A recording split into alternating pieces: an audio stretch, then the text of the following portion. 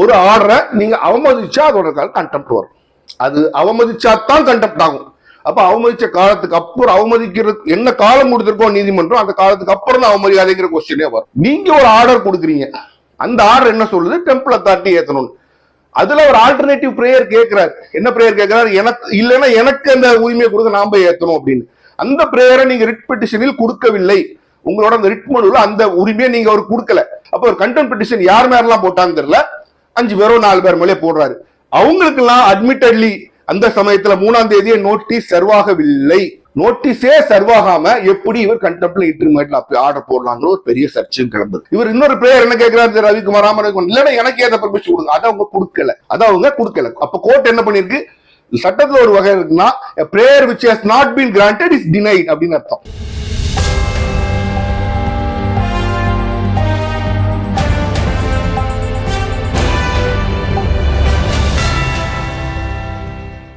Hello friends, welcome to உண்மையும் பொய்மையும். தமிழ்நாட்டில் இப்போ எங்க திரும்பினாலும் கேட்கக்கூடிய ஒரு ஊரின் பெயர்னா திருப்பரங்குன்றம். அறுபடை வீடுகளில் ஒன்றான திருப்பரங்குன்றம் என்றைக்குமே பக்தி, முருகன் நினைக்கும் போது உருகாதார் எல்லாரும் உருகுவார் சொல்லக்கூடிய அளவுக்கு அந்த அறுபடை தலங்கள், அந்த அறுபடை வீடுன்னு சொல்ற அந்த இடங்களுக்கு வந்து ஒரு முருகப்பெருமான் வழிபாட்டில் ஒரு சிறப்பு உண்டு.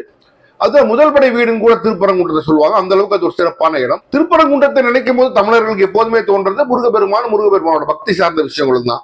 ஆனால் அதை முற்றிலுமாக மாற்றி திருப்பரங்குன்றம் அப்படின்னு யோசிக்கும் போது 3ஆம் தேதி நடந்த அந்த சம்பவங்கள்லாம் மக்கள் மனசுல ஒரு கலக்கத்தையும் ஒரு கசப்பான உணர்வையும் ஏற்படுத்தியிருக்கீங்க தான் நாம சொல்ல முடியும். திருப்பரங்குன்றம் அது அறுபடை வீடு அப்படின்னு மட்டும் நம்ம சொல்றதை விட தமிழ் கடவுளான முருகப்பெருமானோட ஒரு பக்தி ஸ்தலம்ங்கிறது நம்ம எடுத்துக்கணும். ஏன்னா இது ஆரிய கடவுள்கள் இல்லாம முருகப்பெருமானை பொறுத்த வரைக்கும் அவர் தமிழ் கடவுள் அப்படிங்கிறது எல்லா தமிழர்களாலும் ஏற்றுக்கொள்ளக்கூடிய ஒன்று.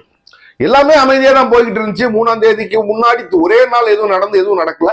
அதே ஸ்டேட்டஸ் கோலா இருந்துச்சு. ஆனா 3ஆம் தேதி பெரிய அளவுல ஒரு கலவரம் வெடித்தது. அதற்கு காரணம் என்ன? வழக்கம் போல நம்ம எல்லா விஷயத்திலையும் நதி மூலத்தையும் ரிஷி மூலத்தையும் பார்ப்போம், இந்த விஷயத்திலையும் பார்ப்போம். ரிட் பெட்டிஷன் நம்பர் 32317 of 2025 அப்படின்னு ஒரு ரிட் வழக்க ராம ரவிக்குமார் அப்படின்னு ஒருத்தர் மதுரை ஹைகோர்ட்ல ஃபைல் பண்றாரு. Madurai bench of Madras high court அப்படின்னு சொல்லுவாங்க. அதை அந்த மதுரை பெஞ்ச் ஆஃப் மெட்ராஸ் ஹைகோர்ட்ல அப்படி என்ன அந்த ரிட் மனுல ஒரு தனக்கு பரிகாரம் கேட்கிறாருன்னா, திருப்பரங்குன்றை மலைக்கு மேல சிக்கந்தர் தர்கான்னு ஒரு தர்கா இருக்கு. முருகன் கோயிலும் பழசாகவே இருக்கு. அது எல்லாரும் ஒற்றுக்கொள்ளக்கூடிய ஒன்றுதான். முருகன் கோயில் முதல்ல வந்தது. ஏன்னா முருகப்பெருமான் தமிழ் கடவுள். அப்போ சிக்கந்தர் தர்கான்னு உங்க இருக்கு. அது பக்கத்துல அதுக்கு மிக அருகாமையில ஒரு கல் இருக்கு. அது இவங்க விளக்கு தூண் அப்படின்னு சொல்றாங்க. அந்த விளக்கு தூண்ல தீபம் ஏற்றணும். கார்த்திகை தீபத்தை 3ஆம் தேதி சாயங்காலம் 6 மணிக்கு ஏற்றணும். அந்த விளக்கு தூண்லையும் ஏற்றணும். கார்த்திகை தீபத்தை எல்லா இடத்துலயும் ஏற்றி வைப்பாங்க. கோயில் எங்கேயோ இருக்கு, இந்த விளக்கு தூண் தள்ளி இருக்கு, அந்த தூண்லையும் கண்டிப்பாக ஏற்றணும் அப்படின்னு சொல்லி ஒரு ரிட் பெட்டிஷன் மனு போடுறாரு. அதுல ஆல்டர்னேட்டிவ் பிரேயர் சொல்லுவாங்க. அது மாற்று பிரேயர் என்ன கேட்கிறாருன்னா, அப்படி அதிகாரிகள் ஏற்றலைன்னா எனக்கு போலீஸ் பாதுகாப்போட நான் போய் இந்த தீபத்தூண்ல விளக்கு ஏத்தனுக்கு உரிமை கொடுக்கணும் அப்படின்னு அவர் மனு போடுறாரு. அப்ப இந்த ரிட் பெட்டிஷன்ல மதுரை கிளை, மெட்ராஸ் நீதிமன்ற மதுரை கிளை, மதுரை பலகையோட சேர்ந்த ஜஸ்டிஸ் சுவாமிநாதன் அவர்கள் என்ன ஆர்டர் போடுறாருன்னா, 3ஆம் தேதி இது தீபத்தூண் தான். இதுல பல நூறாண்டுகள் அவங்க வந்து விளக்கு ஏத்திட்டு இருந்திருக்கிறாங்க. ஏன்னா நம்ம தமிழ்நாடு அரசு டிஃபென்ஸ் கடந்த 100 ஆண்டுகள் அங்க யாருமே விளக்கு ஏற்றுறது ஒரு ஃபேக்ட், அக்செப்டட் ஃபேக்ட்னு சொல்லுவாங்க. Accepted fact. அது நீதிபதி 100 ஆண்டுல ஏற்றினா இன்னைக்கு ஏற்றிதான் ஆகணும். 3ஆம் தேதி 6 மணிக்கு நீங்க கண்டிப்பா அதாவது அத்தாரிட்டிஸ் கோயில் அதிகாரிகள் அந்த விளக்கு தூண்லையும் கார்த்திகை தீபத்தை ஏற்றணும்னு ஒரு ஆர்டர் போடுறாரு. அதுக்கு ஒரு மாற்று பிரேயரா கேட்டிருந்து நாம் போய் ஏற்றிக்கிட்டு பெர்மிஷன் கொடுக்குங்கிற கோர்ட் கொடுக்கல. அப்ப 1ஆம் தேதி என்ன ஆர்டர் பாஸ் பண்றாங்க, ரிட் பெட்டிஷன் நம்பர் 32317 of 2025னா, கோயில் அதிகாரிகள் அந்த தீபத்தூண்ல 3/12/2025 அதாவது டிசம்பர் 3ஆம் தேதி சாயங்காலம் 6 மணிக்கு அந்த தீபத்தூண்லையும் விளக்கு ஏற்றணும் அப்படின்னு ஒரு ஆர்டர் போடுறாங்க. இந்த உடனே எல்லாரும் ஆர்டர் போடக்கூடாது, ஆர்டர் கூடாதா இதாக கொஸ்டின் கிடையாது. ஒரு நீதிமன்றம் ஒரு ஆர்டர் போடுது. அதுக்கப்புறம் நடந்த விஷயங்கள் தான் இப்ப சர்ச்சைக்கு பெரிதாக உள்ளாக்கப்பட்டிருக்கு. நீங்க என்றைக்குமே புரிஞ்சுக்கணும், கோர்ட் ஒரு ஆர்டர் போட்டுச்சுன்னா அதுல சம்பந்தப்பட்ட பார்ட்டிஸ் அதுல பாதிக்கப்பட்டாங்கன்னா அவங்களுக்கு அப்பீல் போற உரிமை உண்டு. இந்த அப்பீல் வந்து 30 நாளைக்குள்ள 30 நாளைக்கு மேலே போல அப்ப கண்டோன் டிலேன்னு சொல்லுவாங்க. அந்த தாமதத்தை மன்னிக்கிறதுக்கான மனு போட்டு அது அளவானதுக்கு அப்புறம் தான் அந்த ரிட் நம்பர் ஆகும். சட்டப்படியே உங்களுக்கு 30 நாள் டைம் இருக்கு. அப்ப 1ஆம் தேதி இந்த ஆர்டர் போடுறாரு. எல்லா 4-5 ரெஸ்பான்ஸ் தான் 5 ரெஸ்பான்ஸ் தனித்தனியா போலாம். எல்லாரும் சேர்ந்துதான் போகணும் அவசியம் கிடையாது. 5 பேர் தனியா பாதிக்கப்பட்டிருக்காங்கன்னா கோயில் ஒன்னா தனியா போகலாம், வேற அதிகாரி ஒன்னா தனியா போகலாம், யாரும் தனித்தனியா கூட போடலாம். அதற்கு எந்த விதமான தடையும் கிடையாது. அப்போ 1ஆம் தேதி இந்த ஆர்டர் போடுறாங்க. என்ன ஆர்டர் போடுறாங்க? 3ஆம் தேதி 6 மணிக்கு விளக்கேற்றணும் அப்படின்னு. அப்ப 3ஆம் தேதி இவர் என்ன ஒரு மனு போடுறாரு அந்த ராமரவிக்குமார்? நான் கோயில் நிர்வாகிகள்கிட்ட கேட்ட, அவங்க விளக்கு தூண்ல இந்த வரை தீபம் ஏத்த மாட்டேன்னு சொல்லிட்டாங்க. எப்ப 3ஆம் தேதி காலையிலேயே போடுறாரு. அதனால இந்த கண்டெம்ட் பெட்டிஷனை நீங்க எனக்கு எடுத்து கண்டெம்ட் ஆர்டர் போடணும், கண்டெம்ட் பெட்டிஷன் எடுக்கணும்னு சொல்லி நீதிபதி ஜஸ்டிஸ் சுவாமிநாதன் மென்ஷன் பண்றாரு. கண்டெம்ட்டை பொறுத்த வரைக்கும் எல்லாரும் என்ன சொல்றாங்க, அவரே எப்படி எடுக்கலாம்னு இல்லை. கண்டெம்ட்டை பொறுத்த வரைக்கும் அப்படி இல்லை. எந்த ஜட்ஜ் ஆர்டர் போடுறாரோ அதோட வயலேஷன் ஆஃப் கண்டெம்ட் அந்த ஜட்ஜ் தான் ஜெனரலா எடுப்பாங்க. ஏன்னா அவங்களுக்கு தான் தெரியுங்கிறது முறைங்கிறதுனால அதை எடுப்பாங்க. அப்போ அதுல என்ன பண்றாரு, ஜஸ்டிஸ் சுவாமிநாதன் எடுத்து அந்த கேஸை எடுத்து 3ஆம் தேதி இவர் போடுற டைம் 3ஆம் தேதி 6 மணி. 3ஆம் தேதி மத்தியானமே எடுத்தோன்னே என்ன சொல்றாரு அட்வொகேட் ஜெனரல் இந்த மாதிரி 6 மணி வரைக்கும் டைம் கொடுத்துருக்கீங்கல்ல, 3ஆம் தேதி இத்தனை மணிக்கு எப்படி 6 மணி வரைக்கும் பாஸ் ஓவர் பண்றேன்னு சொல்லிட்டு சாயங்காலம் 6 மணிக்கும் விளக்கு ஏற்றணும்னு அவர் என்ன ஆர்டர் போடுறாரு ஜஸ்டிஸ் சுவாமிநாதன்? இங்க இருக்கிற பெட்டிஷனர் ராமரவிக்குமாரும் இன்னும் 10 பேரை சேர்த்துக்கிட்டு CIS ஆஃப் ப்ரொடெக்ஷனோட நீங்க அந்த மலைக்கு மேல போய் தீபம் ஏத்துங்க அந்த தீபத்தூண்ல ஆர்டர் போடுறாரு. அப்ப போலீஸ் 144 கலெக்டர் 144 போடுறாரு. போலீஸ் அங்க தடை நிறுத்தம் நடத்துறாங்க. பின்பு அங்கிருந்து அரசியல் கட்சிக்காரனாலும் சில கொண்டு ஒரு பெரிய போராட்டம் வெடிக்குது. அந்த போராட்டத்துல லோக்கல் மக்கள் ஜெனரல் என்ன சொல்லலாம், நாங்க பெருசா போட்டல, வெளியில இருந்த ஆட்கள் தான் பண்றாங்க, வெளியில இருந்த ஆட்கள் பிரச்சனை தான் அப்படின்னு திருப்பரங்குன்றம் மக்கள் சொல்றாங்க. அப்போ இந்த போராட்டம் வெடிக்குது, அடக்குறாங்க. இப்போ எது சர்ச்சைக்குள்ளா இருக்குன்னா அந்த விளக்கு ஏற்றப்படல. எது சர்ச்சைக்குள்ளா இருக்குன்னா அவர் 3ஆம் தேதி எப்படி ராமரவிக்குமார ஜஸ்டிஸ் சுவாமிநாதன் அவர்கள் மலையில போய் விளக்கேற்ற சொல்லலாம் அப்படிங்கிறது இப்போ ஒரு பெரிய சர்ச்சைக்குள்ள விஷயமா வெடிச்சிருக்கு. சட்டப்படி செல்லுமா நம்ம பார்ப்போம். முதல்ல கண்டெம்ட் அப்படின்னா நமக்கு என்னன்னு தெரியணும். கண்டெம்ட்னா நீதிமன்ற அவமதிப்பு அப்படின்னு நமக்கு ஜென்ரலா தெரியும். சரி, இதுக்கான பவர் எங்க இருந்து வருதுன்னு நமக்கு தெரியும். நதிமூல அரசு மூலம் பார்க்கும்போது ஆர்டிகல் 215 ஆஃப் இந்தியன் கான்ஸ்டிடியூஷன், அதாவது இந்திய அரசியலமைப்பு சட்டப்படி 215வது ஆர்டிகல்ல ஹைகோர்ட்டை கோர்ட் ஆஃப் ரெக்கார்ட்ஸ் சொல்லி தன்னுடைய நீதிமன்ற தன்னோட அவமதிச்சா கண்டெம்ட்டுக்கு பனிஷ் பண்ற உரிமையும் கொடுத்திருக்காங்க. அப்போ இந்த ஆர்டிகல் 215 ஹைகோர்ட்டுக்கு கண்டெம்ட் எடுக்கக்கூடிய அந்த உரிமை வருது. அப்ப இந்த கண்டெம்ட் பெட்டிஷன்ல தான் நீங்க புரிஞ்சு ரிட்ல ஆல்ரெடி ஆர்டர் போட்டாரு. என்ன ஆர்டர் போட்டாரு?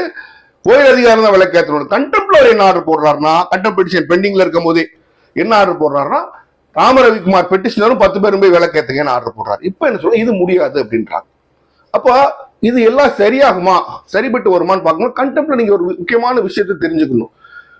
கண்டெம்ட் அப்படிங்கிறது எப்போ வரும் அப்படின்னா, நீதிமன்றத்தோட ஒரு ஆர்டரை நீங்க அவமதிச்சா அதோட கண்டெம்ட் வரும். அது அவமதிச்சாதான் கண்டெம்ட் ஆகும்.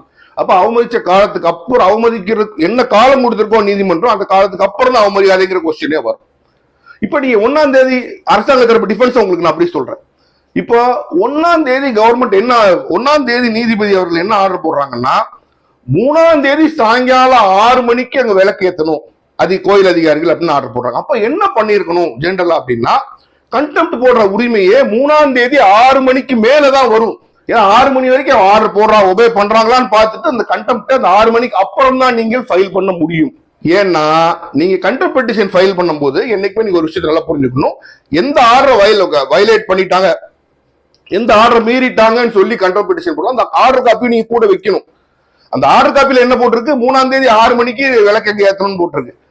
அப்ப 6 மணிக்கு முன்ன 3ஆம் தேதி 6 மணி வரைக்கும் அந்த கண்டெம்ட் பெட்டிஷன் கோர்ட்ல ஃபைல் பண்ணவே முடியாது. இந்த கேஸ ரெஜிஸ்ட்ரி, ஹைகோர்ட் ரெஜிஸ்ட்ரி எப்படி எடுத்தாங்கிறது இப்ப ஒரு பெரிய கேள்விக்குறியா இருக்குங்கிறத இப்ப எல்லாரும் சொல்றது. ஏன்னா அந்த கண்டெம்ட் பெட்டிஷன் 3ஆம் தேதி 6 மணினா ரெஜிஸ்ட்ரி நார்மலான சமயத்துல 6 மணிக்கு க்ளோஸ் ஆயிரும். அப்ப 4ஆம் தேதி காலையில தான் வேலை போட முடியும். இந்த வழக்கை எப்படி 6ஆம் தேதி வரைக்கும் நீதிபதியை டைம் கொடுத்துட்டு இருக்கும் போது 3ஆம் தேதி 6 மணி வரைக்கும் டைம் கொடுத்துருக்கோம், 3ஆம் தேதி காலையிலயோ மத்தியானமோ எப்படி எடுக்க முடியும், எப்படி ரெஜிஸ்ட்ரி இதை நம்பர் பண்ணாங்கிற ஒரு பெரிய கொஸ்டின் வருது. அதாவது கண்டெம்ட்ங்கிறது எப்படின்னா, ஒரு ஆர்டரை வயலேட் பண்ணதுக்கு அப்புறம் போடக்கூடிய ஜூரிஸ்டிக்ஷன் தான் கண்டெம்ட் ஜூரிஸ்டிக்ஷன். இவங்க வயலேட் பண்ணிடுவாங்க, எனக்கு உதவி கொடுங்க, வேற ஆல்டர்னேட்டிவ் கேட்கறது, அது புது ரிலீஃப் கேட்கறதுக்கு கண்டெம்ட்ல உரிமையே கிடையாது. கண்டெம்ட்டை பொறுத்த வரைக்கும் நான் ஒரு ஆர்டர் போட்டிருக்கேன், நீ அதை ஒபே பண்ணல, நான் உன்னை பனிஷ் பண்றேன், அதை பனிஷ் பண்ற உரிமை 6 மாசம் வரைக்கும் சிம்பிள் இம்ப்ரெஷன் கொடுக்கலாம். அதுதான் கண்டெம்ட்டோட ஜூரிஸ்டிக்ஷன் வரையறை. அப்ப இதுல என்ன பண்றாங்க, 3ஆம் தேதி 6 மணிக்கு பின்னால போட வேண்டிய ஒரு வழக்க நான் போய் கேட்டுட்டேன், அவங்க பண்ண மாட்டேன்னு சொல்லிட்டாங்க அப்படி இவர் சொன்னதை எடுத்துட்டு எப்படி இந்த கண்டெம்ட் பெட்டிஷன் நம்பர் பண்ணாங்க? இது ஒரு மிகப்பெரிய கேள்வி. ஏன்னா நீதிபதியா இருந்தாரு, நீதிபதி என்ன சொல்லிருக்கணும், 3ஆம் தேதி 6 மணிக்கு வரைக்கும் டைம் கொடுத்துருக்கேன், 6 மணிக்கு அப்புறம் நடந்தா பார்க்கலாம், 4ஆம் தேதி வாப்பா அப்படின்னு இருக்கணும்.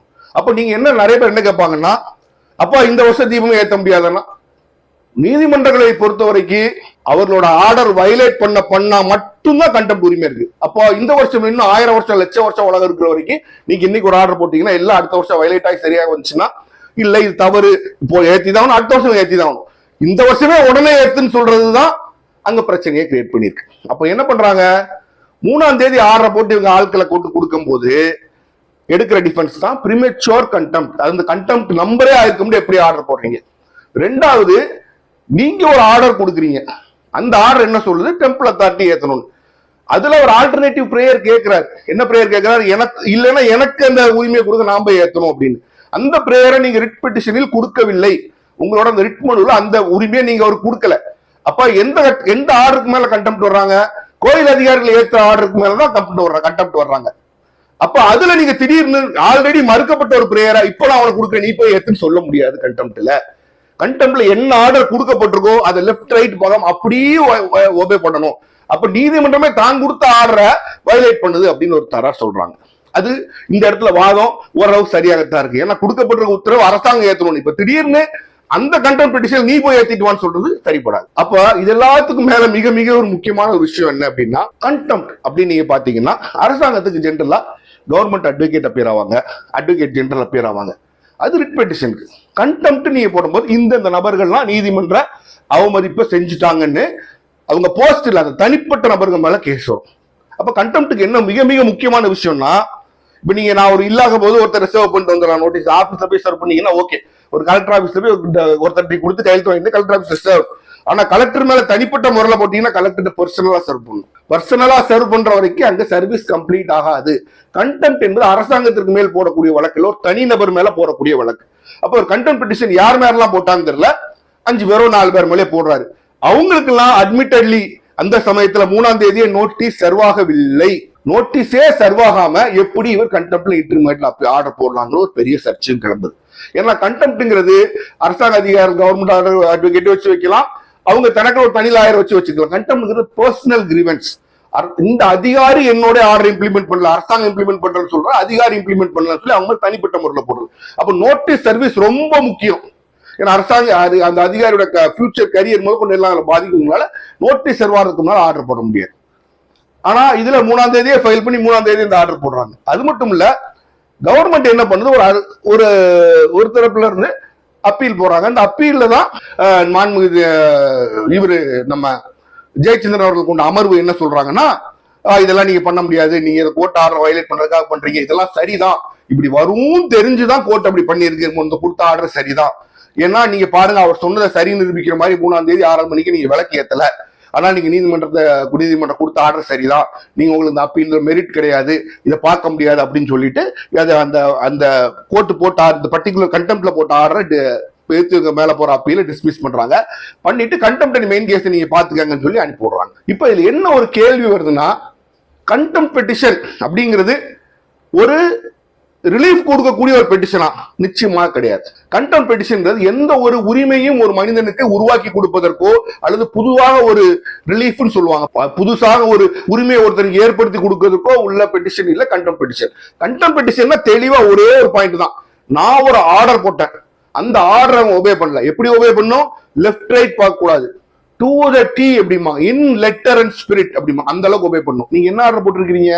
கோயில் அதிகாரிகள் விளக்குல போய் விளக்கு தூண்ல ஏத்தணும் போடுறீங்க, அதை அவங்க வயலேட் பண்றாங்க. அதுக்குள்ள பனிஷ் பண்றது மட்டும்தான் கண்டெம்ட். அதுல இன்டரிம் ரிலீஃப் கொடுக்க முடியாதுன்னு ஒரு சாரா சொல்றது ஓரளவு வெயிட்டேஜ் உள்ள ஒரு பாயிண்டா தான் இருக்கு. அப்போ இதுல தனிப்பட்ட முறையில பர்சனல் அஸ்பெஷல்ஸ் நிறைய பேர் நீதிமன்றம்ல காசு பண்றாங்கன்னு சொல்லி ஜஸ்டிஸ் ஜெயச்சந்திரன் வருத்தப்பட்டிருக்கிறாரு, அப்படி சொல்லக்கூடாது, செய்யக்கூடாதுன்னு.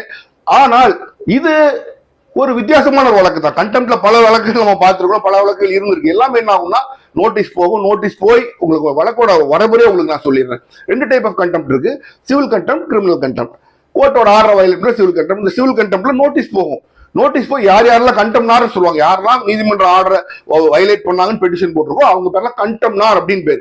அந்த கண்டெம்னாருக்கு நீங்க வெறுமனையா பேப்பர்ஸ் மட்டும் கொடுத்தா போதும். மற்ற கேஸ் மாதிரி என்னென்ன டாக்குமெண்ட்ஸ் எல்லாம் ரிலேட் பண்ணி அவ்வளோட காப்பியை வச்சு பெர்ஃபெக்டா நோட்டீஸ் சர்வ் பண்ணும். அப்ப கண்டெம்னார் தானாவே அப்பியர் ஆகலாம், அல்லது ஒரு வழக்கறிஞர் வச்சு அப்பியர் ஆகி அவங்களுக்கு கவுண்டர் போட நீங்க ஒரு டைம் கொடுக்கணும். அந்த கவுண்டர் போட்டதுக்கு அப்புறம் ரெண்டு சைட்லயும் தன் தரப்பு வாதங்களை வைப்பாங்க. வச்சதுக்கு அப்புறம் கண்டெம்ட் நடந்திருக்கா இல்லையான்னு கோர்ட் ஒரு ஆர்டர் போடும். இதுதான் கண்டெம்ட் ஆஃப் கோர்ட்ல, ஹை கோர்ட்ல நடக்கக்கூடிய விஷயம். சரி, இப்ப இதுல ஒரு முக்கியமான இன்னொரு விஷயம் நடந்திருக்கு. நீங்க நல்லா பாத்தீங்கன்னா ஜஸ்டிஸ் சுவாமிநாதன் என்ன ஆர்டர் போடுறாரு, கோயில் அதிகாரிகள் தீபத்தூண்ல விளக்கு ஏத்தணும். இவர் இன்னொரு பிரேயர் என்ன கேட்கிறாரு, ரவிக்குமார் ராமரவிக்குமார் இல்லைன்னா எனக்கு ஏத்த பெர்மிஷன் கொடுங்க. அதை அவங்க கொடுக்கல. அப்ப கோர்ட் என்ன பண்ணிருக்கு, சட்டத்துல ஒரு வகை இருக்குன்னா prayer which has not been granted is denied அப்படின்னு அர்த்தம். அதாவது கோர்ட்ல ஒரு கோரிக்கை வைக்கிறீங்க, ஒரு தீர்வு கேட்கறீங்க, அந்த தீர்வு கோர்ட்ல கொடுக்கப்படவில்லை என்றால் அதை பத்தி உண்மை பேசப்படல, மறுக்கப்பட்டதுன்னு அர்த்தம். அப்ப என்ன அர்த்தம், நாலாவது அதிகாரிகளுக்கு மட்டும்தான், அதாவது கோயில் அதிகாரிகளுக்கு மட்டும்தான் விளக்கத்திற்கு உரிமை கொடுத்திருக்கு கோர்ட்டே. இவருக்கு ஏற்ற உரிமையை மறுக்கப்பட்டிருந்தா ஜட்மெண்ட் நம்ம எடுக்க முடியும். அப்போ ஒரு ஜட்மெண்ட் இப்படி வந்ததுக்கு அப்புறம் அதற்கு மேல போய் ரவிக்குமார் என்ன பண்ணிருக்கலாம், இல்ல எனக்கு உரிமை கொடுக்கணும் ஒரு அப்பீல் போயிருந்திருக்கலாம். இல்லைன்னா ரிவ்யூன்னு ஒரு முறை இருக்கு. நாங்க இந்த போட்ட ஆர்டர்ல இந்த பாயிண்ட்க்கு நீங்க கொடுக்கல, அப்ப எனக்கு இந்த கேஸை ரிவ்யூ பண்ணி எனக்கும் உரிமை கொடுங்க ரிவ்யூ பெட்டிஷன் ஒன்று போடலாம். ஆனா அந்த ரிவ்யூ பெட்டிஷன் போடும்போது என்ன ஆகும்னா, ரிவ்யூ பெட்டிஷன்லயும் அதர் சைடுக்கு நோட்டீஸ் போகும், அதர் சைடு ஆர்கியூ பண்ணும், அதுக்கப்புறம் தான் ஆர்டர் பாஸ் ஆகும். இது ரெண்டு தான் வழி இருக்கு. ரிவ்யூ போகலாம் அல்லது அப்பீல் போகலாம். இது மூன்றாவது ஹைகோர்ட்ல ஒரு வளமுறை என்ன இருக்குன்னா, சில சமயம் ஜட்ஜஸ் சில ஆர்டர் சொல்லுவாங்க, உள்ள டைப் ஆயிருக்காது, மிஸ் ஆயிருச்சு நம்ம நினைச்சோம்னா ஃபார் பீயிங் மென்ஷன்ட் ஒன்னு போடலாம். உங்களோட அதர் சைடுக்கு நீங்க அந்த கேஸ் அதர் எதிரிகள் யாரோ அவங்களுக்கும் நோட்டீஸ் கொடுத்துட்டு ஃபார் பீயிங் மென்ஷன் நீங்க அந்த ஜட்ஜ் மேலே கொண்டு வரணும். ஐயா நீங்க அன்னைக்கு இப்படி சொன்னீங்க, ஆனா இதுல இந்த மாதிரி இந்த மிஸ்டேக் இருக்கு, இந்த தேதி இப்படி மாத்தி அடிச்சிருக்கு. உதாரணத்துக்கு இப்போ 10ஆம் தேதி ஒரு விஷயம் நடந்தாச்சு, 8ஆம் தேதி நினைச்சு தப்பா அடிச்சிருக்கீங்க, அதை மட்டும் கொஞ்சம் மாத்திரம் கொடுங்கன்னு சொல்லி ஃபார் பீயிங் மென்ஷன் சொல்லி கேட்கலாம். சின்ன சின்ன திருத்தங்கள் பண்ணிக்கலாம். அப்போ 3 வழிதான் இருக்கு. ஒரு பிரேயர் மறுக்கப்பட்டதுன்னா, ஒருத்தர் கேட்ட கோரிக்கை மறுக்கப்பட்டதுன்னா நல்லா புரிஞ்சுக்கணும். ஒரு கோரிக்கை ஒருத்தர் கேட்கிறாரு, அதை பத்தி ஒரு தீர்ப்பு அமைதியா இருக்கு, அதை பத்தி ஒண்ணுமே சொல்லலைன்னா அது நிராகரிக்கப்பட்டு விட்டதுன்னு அர்த்தம். அப்ப இந்த கேஸ்ல நாம் போய் ஏத்துன்னு ஒரு கேட்கிறாரு, அதை கோர்ட் கொடுக்கல, அப்ப என்ன அர்த்தம், நிராகரிக்கப்பட்டிருந்தா அர்த்தம். அப்போ அது தவறுன்னு அவர் எப்ப சொல்லலாம், அவர் ரவிக்குமாருக்கு பல வழிகள் இருக்கு. ஒன்று, அவர் அப்பீல் போட்டு அதை மாத்தலாம், இல்ல ரிவ்யூ போட்டு மாத்தலாம், இல்ல அதுல சின்ன சின்ன விஷயங்கள் டேட்டு இல்ல அதிகாரிகள் 3ஆவது அதிகாரி ரெஸ்பாண்ட் 4 சின்ன சின்ன விஷயங்கள் மாறி இருந்துச்சுன்னா ஃபார் பீயிங் மென்ஷன் போட்டு போடலாம். ஆனா இது எதுவுமே பண்ணாம கண்டெம்ட் அப்ளிகேஷன்ல இப்படி ஒரு ஆர்டர் பாஸ் பண்ணிருக்கதா ஒரு சர்ச்சைக்குரிய விஷயம் ஆயிடுச்சு. இதை ஆளுந்தரப்பினரும் தமிழகம் நிறைய பேர் என்ன சொல்றாங்க, ஜட்மெண்ட் கிரிட்டிசைஸ் பண்றவங்க இது எலெக்ஷன் வருஷங்கிறதுனால இப்படி வேகமா போட்டாங்க அப்படின்னு சொல்றாங்க. ஏன்னா கண்டெம்ட்டை பொறுத்த வரைக்கும் எனக்கு தெரிஞ்ச அளவுக்கு பர்சனலா நோட்டீஸ் சர்வாகி பர்சனலா அந்த விஷயம் அவங்க போய் நின்று வக்கீல் வச்சு கண்டெம்ட் நோட்டீஸை வாங்கி கவுண்டர் போட்டு அதுக்கப்புறம் தான் ஆர்டர் போடுவாங்க. இன்ட்ரீமாவே யாரையும் கேட்காம இந்த ஒரு ஆர்டர் போட்டது பெரிய சர்ச்சை கிளப்பத்தான் செஞ்சிருக்கு. அப்போ எல்லாரும் என்ன சொல்றாங்க அப்படின்னா, சட்டத்தின் பார்வையில சட்ட விவரம் அறிஞ்சவங்களே சொல்றது, இது bypassing the known procedures of law அப்படின்னு சொல்லுவாங்க. சட்டத்தின் நிறுவப்பட்ட வழிமுறைகளை மீறிய ஒரு செயல். இந்த ரவிக்குமாருக்கு பிரச்சனையை கிரியேட் பண்ணுங்கிறதுக்காக இப்படி ஆர்டர் வாங்கி கண்டெம்ட் கமிட் ஆகிறதுக்கு முன்னாலே கண்டெம்ட் பெட்டிஷன் போட்டு அதுல ஒரு ஆர்டர் வாங்கி சட்டத்திற்கு இத்தனை 100 ஆண்டுகளா கொண்டு வந்த நடைமுறைய மீறி அவர் இந்த ஆர்டரை வாங்கிட்டாரு அப்படின்னு ரவிக்குமார் மேல குறை சொல்றாங்க. அப்ப கான்சிக்வென்ட்லி அதை ஜட்ஜ் ஆர்டர் போட்டாரு அவர் மேலே குறை சொல்றாங்க. அப்போ இந்த வழிமுறைகள் நான் உங்களுக்கு சொல்லியிருக்கேன், அப்பீல் ரிவ்யூ எல்லாம் சொல்லியிருக்கேன். இதை நீங்கள் புரிந்து கொள்ள வேண்டும். கண்டெம்ட் என்பது எனக்கு தெரிஞ்ச அளவுக்குல யாரும் மறுக்குன்னா கண்டெம்ட்ங்கிற ஒரு நீதிமன்ற ஆணையை மீறும் செயல். அதை மீறினதுக்கு அப்புறம் ஒருத்தனுக்கு நீங்க பனிஷ்மெண்ட் பெட்டிஷன் போட்டு பனிஷ்மெண்ட் கொடுக்குறீங்க. இது ஆணையிலே 6 மணி வரைக்கும் டைம் கொடுத்துருங்க. அது எப்படி நீங்க 3ஆம் தேதி எடுத்தீங்க, அந்த ஜட்மெண்ட்டை படிச்சு பார்த்து எப்படி மதுரை ஹைகோர்ட் ரெஜிஸ்ட்ரி நம்பர் பண்ணிச்சுங்க ஒரு பெரிய கொஸ்டின் மார்க் தாங்க. அப்ப இந்த வழக்கை 4ஆம் தேதி தான் ஃபைல் பண்ணிருக்க முடியும். அப்ப 3ஆம் தேதி இப்படி ஒரு வழக்கு வருது, பிரச்சனை வரப்போது பெரிய கூட்டம் நின்றுச்சு, அவங்களுக்கு எப்படி தெரிஞ்சது தெரியலை. இன் ஆன்டிசிபேஷன் ஆஃப் தட் ஒரு பெரிய கூட்டம் வெயிட் பண்றாங்க திருப்பரங்குன்றத்துல. அது லோக்கல் ஆட்கள் கிடையாது. அப்போ இது எல்லாமே கேஸ்ல பண்ணப்பட்டது, இதுக்கு பின்னால் ஒரு அரசியல் பின்புலம் இருக்குன்னு ஒரு பெருவாரியான ஒரு கருத்து இருக்கத்தான் செய்யுது. ஆனால் அரசியல் எல்லாம் விட்டுருங்க. கண்டெம்ட் அப்படின்னு பார்க்கும்போது இதுவரைக்கும் நடக்காத, பொதுவாக நடக்காத ஒரு விஷயத்தை தான் இந்த கண்டெம்ட் நடந்திருக்காங்க. ஆமா அப்படிதான் நடந்திருக்கு. நீதிமன்றங்கள் கண்டெம்ட் பீரியட் முடிஞ்சதுக்கு அப்புறம் தான் நீங்க கண்டெம்ட் ஃபைல் பண்ண முடியுங்களா, இதுவரைக்கும் சட்டம். அது ஆர்டர் டைமே முடியறதுக்கு முன்னாடி இப்படி ஃபைல் பண்ணிருக்காங்களாங்கிறது எனக்கு தெரிஞ்சு இந்திய வரலாறு இருக்காங்கிறது ஒரு கேள்விக்குறியான ஒரு விஷயம் தான். அப்ப அப்படி கண்டெம்ட் கமிட் பண்றதுக்கு முன்னாலே அது எடுத்தது ஒரு தப்பு.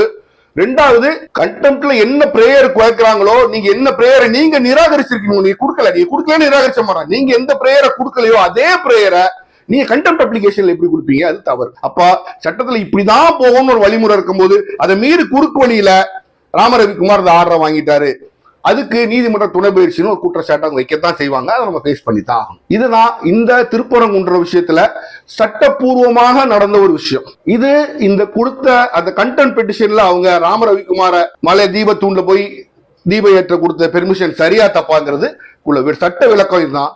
முடிவை நீங்களே எடுத்துக் கொள்ளுங்கள். மீண்டும் சந்திப்போம்.